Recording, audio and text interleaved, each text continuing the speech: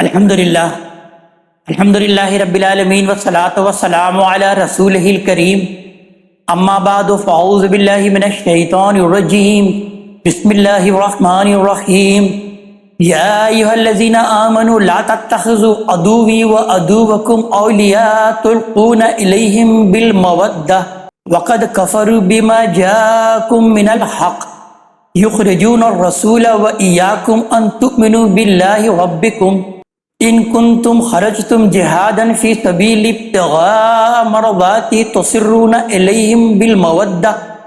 وانا عالم بما اخفیتم وما اعلنتم ومن یفعلہ منکم فقد ضل سواء السبیل۔ صدق اللہ العظیم۔ رب اشرح لی صدری ویسر لی امری واحلل عقدۃ من لسانی یفقہوا قولی۔ ربنا لا تؤاخذنا ان نسینا او اخطأنا، آمین یا رب العالمین۔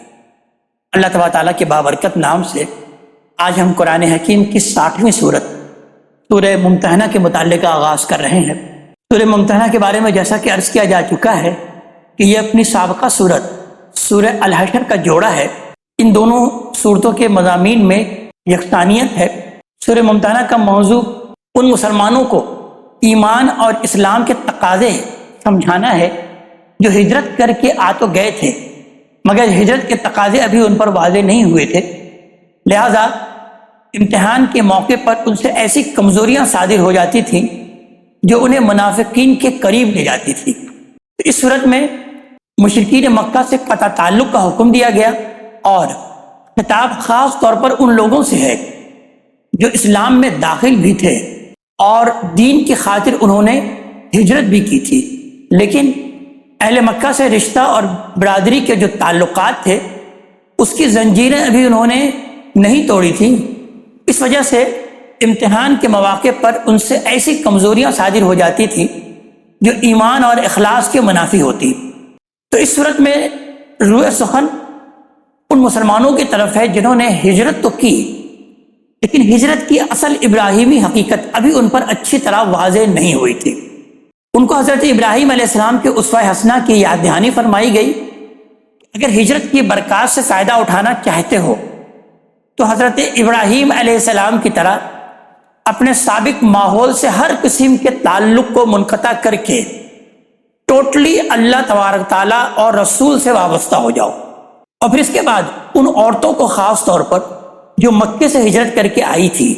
یہ ہدایت کی گئی کہ محض اس بنا پر کہ وہ آ گئی ہیں ان کو اپنے اندر شامل نہ کر لیا جائے بلکہ ان کے ایمان اور اسلام کی تحقیق کی جائے۔ جب یہ بات پایا ثبوت کو پہنچ جائے کہ فی الواقع انہوں نے اسلامی کی خاطر ہجرت کی ہے تب ان کو اپنے اندر شامل کیا جائے۔ اسی طرح جو مشرکہ خاتون جو مشرکات مسلمانوں کے عقد میں ہیں ان کو بھی اپنے عقد میں اپنے نکاح میں بام میں رکھنا اب جائز نہیں ہے بلکہ وہ آزاد کر دی جائیں اور آپس میں جو ان کے مہر ہیں ان کا تبادلہ کر لیا جائے۔ اور پھر اس کے بعد نبی کریم صلی اللہ علیہ وسلم کو ہدایت کی گئی کہ آپ کے پاس جو عورتیں اسلام کی خاطر آئیں اور خالص اسلامی زندگی بسر کرنے کا عہد کریں ان سے آپ بیعت لے لیا کریں۔ اور پھر آخر میں مسلمانوں کو تنبیہ کی گئی کہ نہ ان یہود سے دوستی بڑھاؤ نہ ان کفار سے، ان دونوں کا حشر ایک ہی ہے، ان کی بنیادیں بالکل کھوکھلی ہو چکی ہیں۔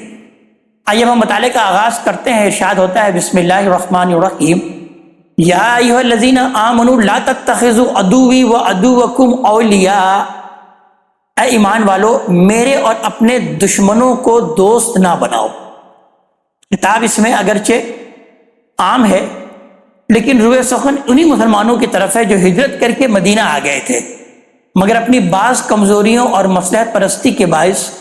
مشرکین مکہ سے اپنے سابق خاندانی اور عزیزانہ تعلقات ختم نہیں کر سکتے تھے۔ قرآن نے اسے ایمان کے بالکل منافق قرار دیا کہ یہ ایمان کے تقاضوں کے خلاف ہے اور فرمایا کہ ایمان کا دعویٰ اگر رکھتے ہو تو یہ تعلقات اب ختم کر دو، اس لیے کہ یہ لوگ صرف منکری نہیں ہیں بلکہ اس سے آگے بڑھ کر میرے اور تمہارے دشمن بن چکے ہیں اور تمہارے خلاف اس وقت اب یہ ایٹ وار ہیں، لہذا اتمام حجت کے بعد اب ان پر عذاب آئے گا اور تمہارے ہاتھوں ان پر عذاب آئے گا تو لہذا ان سے اب تمہارا کوئی دوستی کا تعلق نہیں ہونا چاہیے۔ لہذا ارشاد ہوا تلقون الیہم بالمودہ، تم ان سے محبت کی پینگیں بڑھاتے ہو۔ وقد کفروا بما جاءکم من الحق، درا حال ہے کہ جو حق تمہارے پاس آیا ہے وہ اس کا انکار کر چکے ہیں۔ یخرجون الرسول وایاکم ان تؤمنوا باللہ ربکم، اور اللہ کے رسول کو اور تمہیں محض اس لیے وطن سے نکال دیتے ہیں کہ تم اپنے رب اللہ پر ایمان لائے ہو، یعنی جو تمہارا رب ہے تم نے اسی کا حق پہچانا ہے،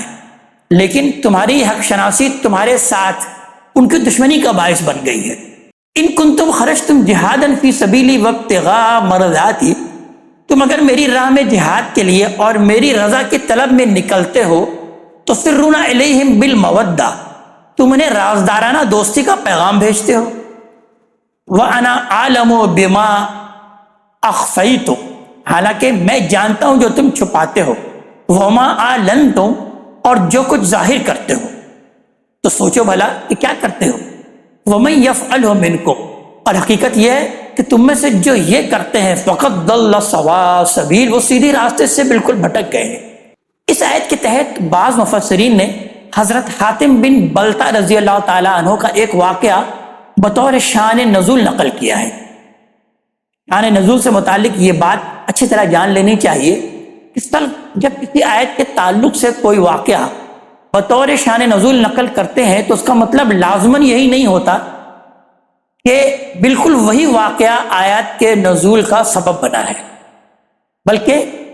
اس سے ان کا مقصود صرف یہ رہنمائی دینا ہوتا ہے کہ اس آیات میں اس طرح کے واقعات کے لیے بھی حکم موجود ہے۔ اور پھر دیکھا جائے اگر اس آیت پر غور کیا جائے تو معلوم ہوگا کہ اس میں کسی خاص واقعے کی طرف اشارہ نہیں ہے، بلکہ خاص قسم کی صورتحال کی طرف اشارہ ہے۔ یعنی جس کمزوری کی طرف آیت میں اشارہ ہے بعض لوگوں کے اندر اس کا پایا جانا کچھ عجیب بھی نہیں ہے، بلکہ یہ عام بشری کمزوری کا نتیجہ ہے، خیر کی مصلحت پر بھی مبنی ہو سکتی ہے، اور در حقیقت یہاں یہی پہلو بیان ہوا ہے، جیسا کہ آگے آیت سے بالکل واضح ہو جائے گا۔ لیکن اصل حقیقت جاننے والا اللہ علیم اور حکیمی ہے۔ بسا اوقات آدمی نیک نیتی سے ایک رائے قائم کرتا ہے، لیکن اس میں اس کی نفس کی کوئی کمزوری بھی چھپی ہو سکتی ہے جس تک اس کی نظر نہیں پہنچتی۔ یہاں اللہ تبارک تعالیٰ نے اسی طرح کی کمزوریوں پر تنبیہ کی ہے تاکہ اس امت کے ہراول دستے کا ہر عمل بعد والوں کے لیے نمونہ ہو۔ آگے آیت نمبر 2 میں ارشاد ہوا کہ ان کا رویہ تو یہ ہے کہ إِن يَثْقَفُوكُمْ يَكُونُوا لَكُمْ أَعْدَاءَ، اگر تمہیں پا جائیں تو تمہارے ساتھ دشمنی کریں گے۔ وَيَبْسُطُوا إِلَيْكُمْ أَيْدِيَهُمْ وَأَلْسِنَتَهُمْ بِالسُّوءِ، اور تم پر اپنے ہاتھ چلائیں گے اور اپنی زبانیں بھی کہ تمہیں تکلیف پہنچائیں۔ وَوَدُّوا لَوْ تَكْفُرُونَ، اور یہی چاہیں گے کہ تم بھی کفر کر لو، تم بھی کافر ہو جاؤ، یعنی تمہارے ساتھ اپنی دشمنی میں ایسے سخت ہیں کہ تم پر قابو پالیں تو کسی رشتہ اور قرابت اور عہد و پیمان کا لحاظ نہیں کریں گے، اور جو تکلیف بھی ممکن ہوگی تمہیں لازماً پہنچائیں گے۔ لہٰذا ان سے بچو، اس لیے کہ لن تنفعکم ارحامکم ولا اولادکم یوم القیامہ، تمہاری یہ قرابتیں اور تمہارے آل اور اولاد قیامت کے دن ہرگز تمہارے کام نہیں آئیں گے۔ یفصل بینکم، اللہ تمہارے درمیان جدائی ڈال دے گا۔ واللہ بما تعملون بصیر، اور جو کچھ تم کر رہے ہو اللہ اسے دیکھ رہا ہے۔ تم سمجھنا چاہتے ہو تو قد کانت لکم اسوۃ حسنۃ فی ابراہیم والذین معہ،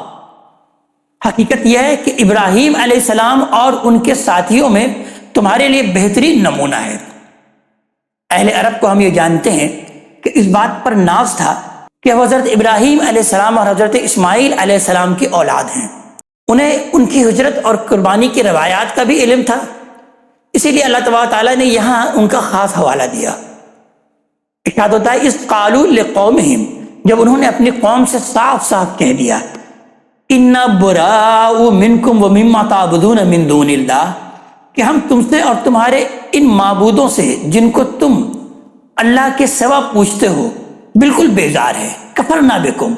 ہم تمہارے منکر ہیں۔ وبدا بیننا وبینکم العداوۃ والبغضاء ابدا، اور ہمارے اور تمہارے درمیان اب ہمیشہ کے لیے عداوت اور بیزاری ظاہر ہو گئی ہے۔ حتی تؤمنوا باللہ وحدہ، یہاں تک کہ تم اللہ تبارک تعالیٰ اللہ واحد پر ایمان لے آؤ۔ اتمام حجت کے بعد یہ اعلان برات در حقیقت ہر پیغمبر نے اپنی قوم سے کیا ہے، اور اس کے بعد دعوت و تذکیر کا تعلق اصلاً ختم ہو جاتا ہے، اور رسول کے منکرین کو صاف صاف بتا دیا جاتا ہے کہ ان کے اور رسول کے ساتھیوں کے درمیان دوستی اور محبت کا کوئی تعلق اب قائم نہیں رہ سکتا۔ وہ اللہ کے دین کے دشمن ہیں، تو ادھر سے بھی ان کے لیے عداوت اور بیزاری کا اعلان ہے، یعنی اعلان برات ہے، یہاں تک کہ شرک سے توبہ کر کے وہ توحید کی دعوت کو قبول کر لے۔ پھر بیان ہوا کہ الا قول ابراہیم لابیہ، اتنی بات کے سوا جو ابراہیم نے اپنے والد صاحب سے کہی تھی، لاستغفرن لک، کہ میں آپ کے لیے مغفرت کی دعا ضرور کروں گا۔ یہ اصل میں اعلان برات سے استثناء ہے، یعنی اس کھلم کھلا اعلان برات میں حضرت ابراہیم علیہ السلام نے ان کے ساتھ اگر کوئی رعایت برتی تو صرف یہ کہ باپ سے مغفرت کی دعا کا وعدہ کر لیا۔ اس رعایت کی وجہ کیا تھی؟ جیسا کہ قرآن کے دوسرے مقامات میں وضاحت ہے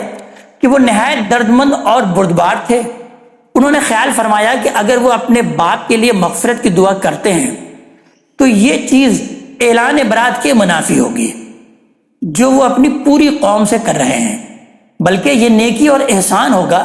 جو ہر بیٹے پر اس کے والدین کا ایک واجبی حق ہے۔ اس وقت تک ان کو یہ اندازہ بھی پورا نہیں تھا کہ دین کے ساتھ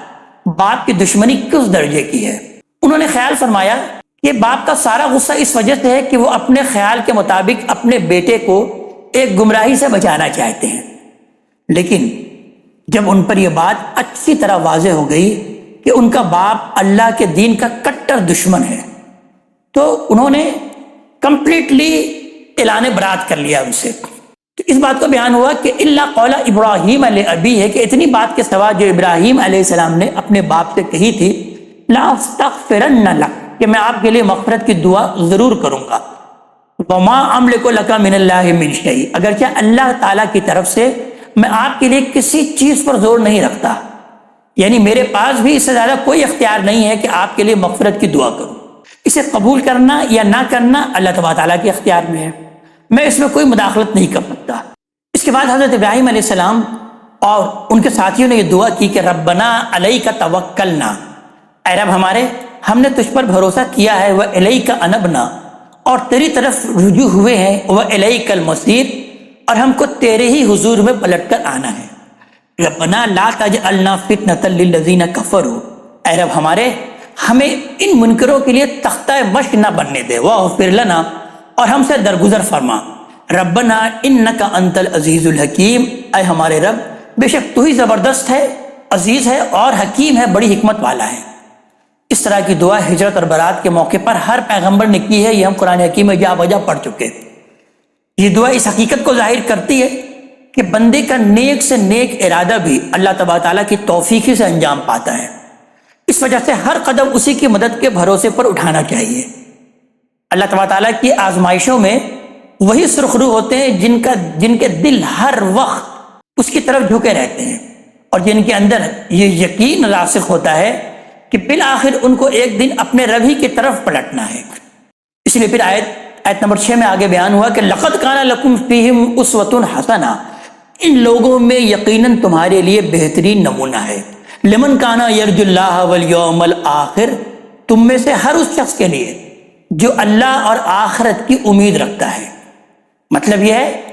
کہ تمہارے لیے ابراہیم علیہ السلام اور ان کے ساتھی کے اس اعلان برات اور عداوت میں نمونہ تو بے شک نہایت بہترین ہے، لیکن ان کے اس اسوہ کی پیروی کرنا ہر شخص کا کام نہیں ہے۔ اس کا حوصلہ وہی لوگ کر سکتے ہیں جو اللہ کی مدد کی امید بھی رکھتے ہوں اور آخرت کے ظہور کی توقع بھی رکھتے ہوں۔ جن کے اندر یہ دونوں باتیں راسخ نہ ہو وہ یہ بازی نہیں کھیل سکتے۔ تو اس لیے بیان ہوا کہ یہ تمہارے لیے اسوہ حسنہ ہے، لہذا اس نمونے کی پیروی کرو، اور یاد رکھو کہ وَمَن يَتَوَلَّ، جو اعراض کریں گے، اب اللہ کو ان کی کچھ پرواہ نہیں ہے، اس لیے کہ فَإِنَّ اللَّهَ غَنِيٌّ الْحَمِيدٌ، کہ اللہ تبارک تعالیٰ تو بے شک غنی ہے، بے نیاز ہے، اور اپنی ذات میں ستودہ صفات ہے۔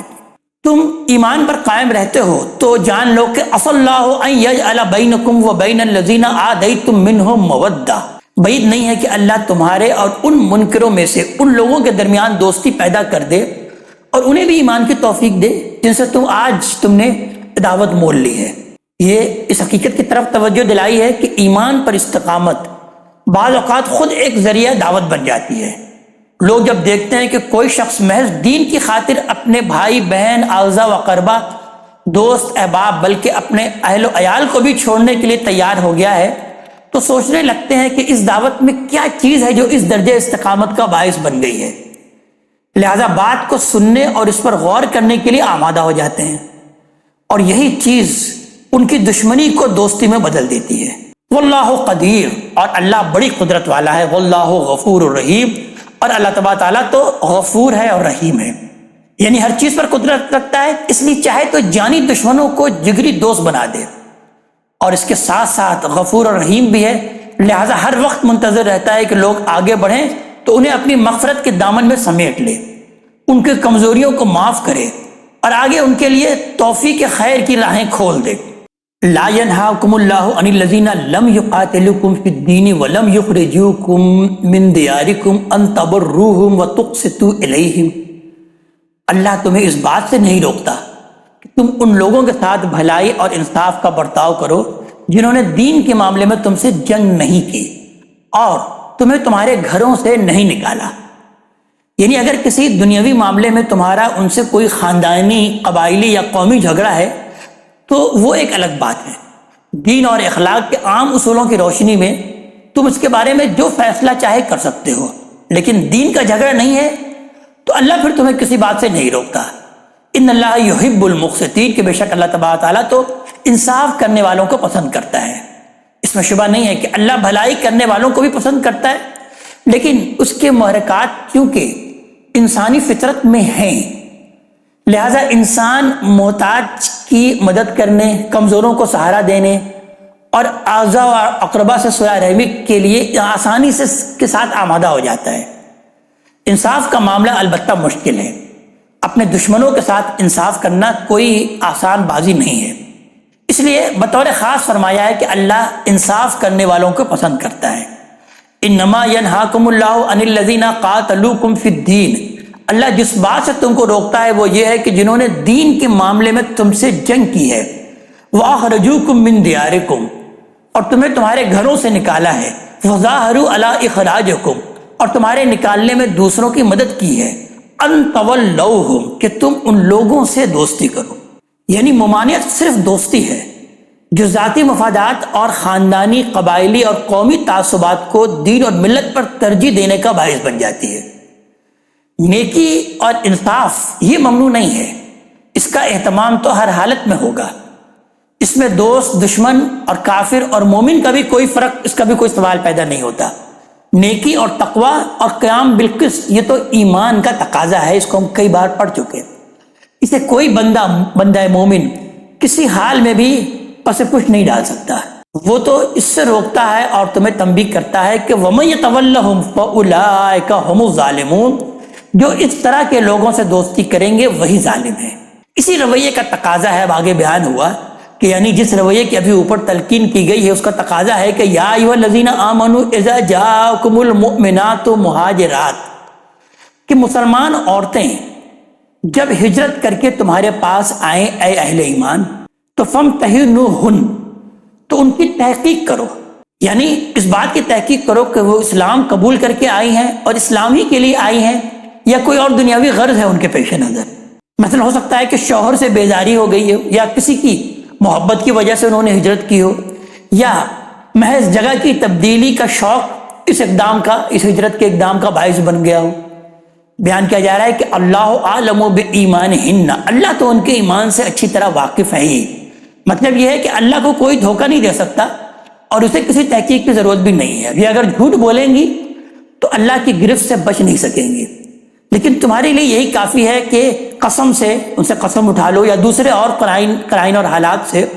جو بھی تحقیق کر سکتے ہو کر لو، اس کے بعد پھر تمہاری کوئی ذمہ داری نہیں ہے۔ فَإِنْ عَلِمْتُمُوهُنَّ مُؤْمِنَاتٍ، پھر اگر معلوم ہو جائے کہ وہ مومنہ خاتون ہے، مومنہ ہے، فَلَا تَرْجِعُوهُنَّ إِلَى الْكُفَّارِ، تو انہیں ان کافروں کی طرف واپس نہ کرو۔ یعنی اگر تحقیق سے معلوم ہو جائے کہ ایمان اور اسلام نہیں بلکہ کوئی دنیاوی غرض ان کے آنے کا محرک ہوئی ہے تو پھر تو انہیں واپس کر دیا جائے گا۔ تزکیہ اور تطہیر کے اس مرحلے میں در حقیقت صرف سچے اہل ایمان ہی مدینے کے معاشرے میں قبول کیے جا سکتے ہیں، منکرین کے لیے یہاں پر مدینے کے اس معاشرے میں کوئی گنجائش نہیں ہے۔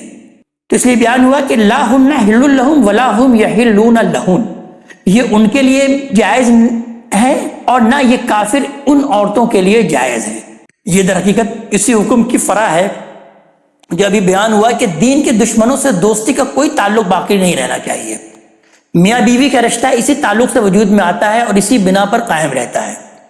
اللہ تبارک تعالیٰ نے جب ان کافروں سے دوستی کے تمام رشتے منقطع کرنے کی ہدایت فرمائی تو اس کے لازمی نتیجے کے طور پر ان عورتوں کے نکاح بھی ختم کر دیے جو اپنے ایمان کی حفاظت کے لیے ہجرت کر کے مدینہ آ گئی تھی۔ اس سے واضح ہے کہ یہ حکم انہی کافروں سے متعلق ہے جو دشمن ہوں اور دین کے دشمن بن کر اس کی مخالفت پر اتر آئے۔ تو آگے بیان ہوا کہ وَآتُوهُم مَا أَنفَقُوا، جو ان پر کچھ وہ خرچ کر چکے ہیں وہ انہیں ادا کر دو۔ وَلَا جُنَاحَ عَلَيْكُمْ أَن تَنكِحُوهُنَّ، اور تم پر کوئی گناہ نہیں ہے کہ ان سے نکاح کر لو۔ یہ مزید وضاحت ہے کہ جو عورتیں مسلمان ہو کر مدینہ آ جائیں ان کی نکاح ان کے اپنے سابق شوہروں کے ساتھ اب خود بخود ختم ہو گئے، اب انہیں کسی طلاق کی یا اولیاء سے اجازت کی ضرورت نہیں ہوگی، لہذا وہ اگر چاہیں تو ان کے مہر واپس کر کے بغیر کسی تردد کے تم ان کے ساتھ نکاح کر سکتے ہو۔ اذا آتیتموہن اجورہن، بشرطے کہ ان کے مہر بھی ان کو ادا کرو، یعنی جو مہر ان کے سابق شوہروں نے دیا تھا وہ بھی واپس کیا جائے اور نکاح کرنے والا عورت کو بھی اس کے نکاح کا مہر ادا کرے گا۔ ولا تمسکوا بعصم الکوافر، اور کافر عورتوں کے ناموس تم خود بھی اپنے قبضے میں نہ رکھو۔ واسألوا ما انفقتم، اور جو مہر تم نے انہیں دیے تھے واپس مانگ لو۔ ولیسألوا ما انفقوا، اور جو انہوں نے دیے تھے وہ بھی واپس مانگ لیں۔ یعنی جو عورتیں تمہارے نکاح میں تھیں لیکن مکے ہی میں رہ گئیں اور ابھی تک مسلمان نہیں ہوئی، ان کے نکاح بھی تمہارے ساتھ کالعدم ہو گئے، ختم ہو گئے۔ ان کی عصمتوں کے مالک نہ بنے رہو بلکہ انہیں اپنے نکاح کے قید سے آزاد کر دو۔ رہا ان کے مہروں کا معاملہ تو ان کا مبادلہ کر سکتے ہو، یہی انصاف کا تقاضا ہے۔ اس سے مسئلہ بھی حل ہو جائے گا اور کسی کا کوئی نقصان بھی نہیں ہوگا۔ ذالکم حکم اللہ، یہ اللہ تبارک تعالیٰ کا فیصلہ ہے۔ یحکم بینکم، وہ تمہارے درمیان یہ فیصلہ کر رہا ہے۔ واللہ علیم حکیم، اور اللہ تبارک تعالیٰ تو علم والا ہے اور کمال حکمت والا ہے۔ وَإِن فَاتَكُمْ شَيْءٌ مِّنْ أَزْوَاجِكُمْ إِلَى الْكُفَّارِ، اور اگر وہ راضی نہ ہو اور تمہاری بیویوں کے مہر میں سے تمہارا کچھ کافروں کی طرف رہ جائے، فَعَاقَبْتُمْ، پھر تمہاری باری آئے، فَآتُوا الَّذِينَ ذَهَبَتْ أَزْوَاجُهُم مِّثْلَ مَا أَنفَقُوا، تو جن کی بیویاں جاتی رہی ہیں ان کو اتنا دے دو جتنا انہوں نے خرچ کیا ہے۔ وَاتَّقُوا اللَّهَ الَّذِي أَنتُم بِهِ مُؤْمِنُونَ، اور ان دشمنوں کے ساتھ بھی معاملہ کرنے میں اللہ کا تقویٰ اختیار کرو، اللہ سے ڈرتے رہو، جس پر ایمان لائے اس اللہ تبارک تعالیٰ سے ہی ڈرو۔ یعنی کفار اس مبادلے پر اگر راضی نہیں ہو تو مبنی بر انصاف طریقہ یہ ہوگا کہ عورت کا مہر انہیں ادا کرنے کے بجائے اپنے کسی بھائی کو ادا کر دیا جائے جس کی بیوی ادھر رہ گئی ہے۔ یہ گویا بدلہ لینے کی ایک منصفانہ اور مبنی بر عدل کارروائی ہوگی، جس کی اجازت اس لیے دی گئی کہ ایک فریق نے ناانصافی اختیار کر رکھی ہے۔ آگے بیان ہوا آیت نمبر 12 میں کہ یا ایھا النبی اذا جاءک المؤمنات، اسی طرح اے پیغمبر جب یہ مسلمان عورتیں آپ کے پاس آئیں یعنی بیعت کے لیے، یبایعنک علی ان یشرکن باللہ شیئا، تو عہد کریں کہ وہ اللہ کے ساتھ کسی کو شریک نہیں کریں گی، ولا یسرقن، اور چوری نہیں کریں گی، ولا یزنین، اور زنا نہیں کریں گی، ولا یقتلن اولادہن، اور اپنی اولاد کو قتل نہیں کریں گی، ولا یاتین ببہتان یفترینہ بین ایدیہن وارجلہن، اور اپنے ہاتھ اور اپنے پاؤں کے درمیان کوئی بہتان گھڑ کے نہیں لائیں گی۔ یہ در حقیقت جنس اعضاء کی طرف ایک اشارہ ہے انتہائی شائستہ اسلوب میں، اس لیے کہ یہ اعضاء ہم جانتے ہیں کہ ہاتھ اور پاؤں کے درمیان ہی ہوتے ہیں۔ اس اسلوب کا فائدہ یہ ہے کہ پردہ پوشی کے ساتھ ساتھ تمام اعضاء کا اللہ تبارک تعالیٰ نے احاطہ بھی کر لیا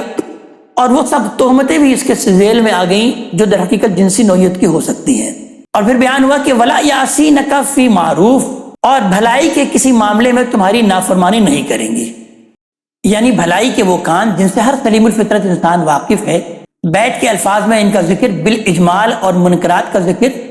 تفصیل کے ساتھ اس لیے ہوا ہے کہ عورتوں کے جو ہجوم بیت کے لیے آ رہے تھے ان میں زیادہ تر ان طبقات سے تعلق رکھنے والی خواتین تھیں جن میں یہ منکرات زمانہ جاہلیت میں پائے جاتے تھے۔ تو بیان ہوا کہ فبائعہن، تو ان سے بیعت لے لیں، مطلب یہ ہے کہ جانچ پڑتال کے بعد بھی ان کو اسلام میں اس وقت داخل کریں جب وہ ان باتوں کا عہد کریں۔ عورتوں سے یہ عہد لینے کے مختلف طریقے نبی کریم صلی اللہ علیہ وسلم نے اختیار فرمائے، لیکن اتنی بات ہم جانتے ہیں کہ مسلم ہے کہ ان کا ہاتھ میں ہاتھ لے کر آپ صلی اللہ علیہ وسلم نے کبھی بھی عورتوں کے ہاتھ کو ہاتھ میں لے کر بیعت نہیں کی۔ وَاسْتَغْفِرْ لَهُنَّ اللَّهُ، اور ان کے لیے اللہ سے مغفرت کی دعا بھی کرتے رہیں، یعنی اس بات کی دعا کہ اسلام لانے سے پہلے جو غلطیاں ان سے صادر ہوئی تھیں اللہ تبارک تعالیٰ ان سے درگزر فرمائے۔ ان اللہ غفور الرحیم، بے شک اللہ تبارک تعالیٰ تو غفور ہے اور رحیم ہے۔ جس طرح مہاجر خواتین کے امتحان کی ہدایت فرمائی ہے، اسی طرح آیت میں یہ ہدایت بھی فرمائی کہ جو عورتیں اسلام میں داخل ہونے کے لیے آئیں وہ بھی یوں ہی داخل نہ کر لی جائیں، بلکہ ان سے اسلام کے تمام معروفات کی پابندی کے ساتھ ساتھ خاص طور پر ان برائیوں سے بچتے رہنے کا اقرار لیا جائے جو جاہلی معاشرے میں عام رہی ہے، تاکہ اسلامی معاشرے میں ان برائیوں کے جراثیم پھیلنے نہ پائیں۔ یہاں یہ بات واضح رہے کہ یہ ہدایت اس زمانے میں فرمائی گئی جب مردوں کی طرح عورتوں کے بھی ہجوم کے ہجوم جوک در جوک نبی کریم صلی اللہ علیہ وسلم کے پاس بیعت کے لیے آنے لگے ہیں، اور ان میں بہت سی عورتیں ان طبقات سے تعلق رکھنے والی ہوتی تھیں جن کا اخلاقی معیار زمانہ جاہلیت میں بہت پست تھا۔ تو یہ صورتحال اس بات کا تقاضا کرتی ہے کہ ان کو برائیوں سے بچتے رہنے کی خاص طور پر تاکید کی جائے، تاکہ جس نئے معاشرے میں وہ داخل ہو رہی ہیں اس کی خصوصیات سے ان کو آگاہی ہو اور اپنے اندر تبدیلی پیدا کرنے کا ارادہ کر کے اس میں داخل ہو۔ آگے مسلمانوں کو خطاب کر کے اللہ تعالیٰ بیان فرما رہے ہیں آخری آیت میں کہ یا ایھا الذین آمنوا لا تتولوا قوما غضب اللہ علیہم، ایمان والو اسی طرح ان لوگوں سے بھی دوستی نہ کرو جن پر اللہ کا غضب ہوا ہے، یعنی یہود کے ساتھ۔ قد یئسوا من الآخرہ، یہ بھی آخرت سے اسی طرح مایوس ہو چکے ہیں، یعنی زبان سے آخرت کا اقرار کرنے کے باوجود اپنی حرکتوں کی وجہ سے اس کی متوقع نہیں رہے۔ ان میں اور قریش کے منکرین میں دیکھا جائے تو کوئی فرق نہیں، آخرت کے معاملے میں دونوں ہی ایک سطح پر ہیں، اس لیے دونوں سے برتاؤ بھی ایک جیسا ہونا چاہیے۔ قد یئسوا من الآخرہ، یہ بھی آخرت سے اسی طرح مایوس ہو چکے ہیں، کما یئس الکفار من اصحاب القبور، جس طرح یہ منکرین ان لوگوں کے جی اٹھنے سے مایوس ہیں جو قبروں میں پڑے ہیں۔ اس آخری آیت میں اس مضمون کی پھر یاد دہانی ہے جس سے سورت کا آغاز ہوا ہے۔ قرآن میں ایسی مثالیں بہت ہیں کہ جس مضمون سے سورت کا آغاز ہوتا ہے اس پر اس کا اختتام بھی ہوتا ہے۔ یہ چیز قرآن میں نظم کی ایک بہت بڑی شہادت ہے کہ قرآن کی سورت منظم سورت ہے۔ یعنی پہلی آیت میں فرمایا کہ یا ایھا الذین آمنوا لا تتخذوا عدوی وعدوکم اولیاء، اے ایمان والو میرے اور اپنے دشمنوں کو دوست نہ بناؤ۔ اللہ اور اہل ایمان کے دشمن یہود بھی تھے اور مشرکین قریش بھی۔ اس صورت سے پہلے جو بھی صورتیں گزری ہیں ان میں دیکھ چکے ہیں کہ زیادہ تر یہود کی سازشوں اور ان کے ساتھیوں کا رویہ زیر بحث آیا ہے اور مسلمانوں کو ان سے دور رہنے کی ہدایت فرمائی گئی ہے۔ اب اس کی آخری آیت میں دونوں دشمنوں کو جمع کر کے مسلمانوں کو تنبیہ کی گئی ہے کہ نہ یہود کی دوستی تمہارے لیے کسی خیر کا باعث ہو سکتی ہے نہ کفار کی، یہ دونوں ہی اپنے عقیدے اور عمل کے اعتبار سے ایک ہی سطح کے اور ایک ہی انجام سے دوچار ہونے والے ہیں۔ جو ان کا ساتھی بنے گا اس کا حشر بھی وہی ہوگا جو ان کا ہونے والا ہے۔ قد یئسوا من الآخرہ، یعنی اگرچہ زبان سے یہ آخرت کا اقرار کرتے ہیں لیکن ان کی دنیا پرستی، ان کی ہوس زر اور موت سے ان کا فرار گواہ ہے کہ یہ آخرت کی توقع نہیں رکھتے۔ اگر یہ آخرت کی توقع رکھتے ہوتے تو یہ ان حرکتوں کے مرتکب نہیں ہوتے جن کے مرتکب ہوئے۔ اللہ تعالیٰ کی شدید تنبیہات کے بعد بھی ان سے باز نہ آئے۔ کما یئس الکفار من اصحاب القبور، یعنی جس طرح کفار اب ان مردوں کے جی اٹھنے سے مایوس ہیں جو قبروں میں پہنچ چکے ہیں اور کہتے ہیں کہ اذا متنا وکنا ترابا ذالک رجع بعید، کیا جب ہم مر جائیں گے اور مٹی ہو جائیں گے تو دوبارہ زندہ کیے جائیں گے؟ یہ لوٹایا جانا تو نہایت بعید ہے۔ اسی طرح یہ یہود بھی آخرت سے مایوس ہیں۔ آخرت کے معاملے میں دونوں ایک ہی سطح پر ہیں۔ یہ امر یہاں واضح رہے کہ قرآن نے جگہ جگہ یہود اور کفار کی مشابہت نمایاں فرمائی ہے تاکہ جو مسلمان اہل کتاب ہونے کی بنا پر ان سے کسی حسن ظن میں مبتلا تھے، ان کی غلط فہمی رفع ہو اور ان پر واضح ہو جائے کہ ان میں سے ہر ایک دوسرے سے بدتر ہے۔ یہاں پر یہ بات ہی واضح ہونی چاہیے کہ در حقیقت ان یہود و کفار کا تذکرہ ہے جن پر اللہ کے رسول نے اتمام حجت کر دیا تھا۔ اس کو کوئی عموم کے دائرے میں لینا یہاں مقصود نہیں ہے۔ اس آیت پر یہ سورہ مبارکہ اپنے اختتام کو پہنچتی ہے۔ اللہ تبارک تعالی ہمیں اپنے کلام کا فہم عطا فرمائے اور عمل کی توفیق عطا فرمائے۔ اقول قولی ھذا واستغفر اللہ لی ولکم ولسائر المسلمین والمسلمات۔